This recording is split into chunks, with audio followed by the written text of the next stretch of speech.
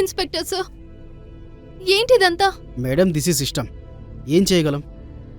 అయినా ఇప్పటికే చాలా లేట్ అయింది. మీరు కూడా ఇంటికి వెళ్తే బెటర్. ఇన్స్పెక్టర్ సార్, కానీ ప్లీజ్ అర్జున్ సార్ని వదిలేయండి.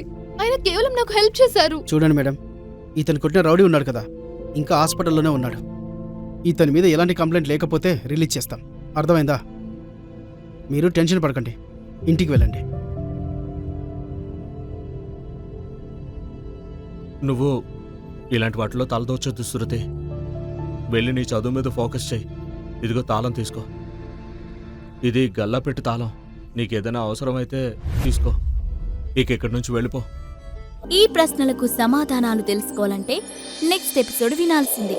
క్రింద ఇచ్చిన లింక్ ని క్లిక్ చేసి పాకెట్ ఎఫ్ఎం యాప్ ని ఇన్స్టాల్ చేసుకోండి. Stay tune to pocket FM.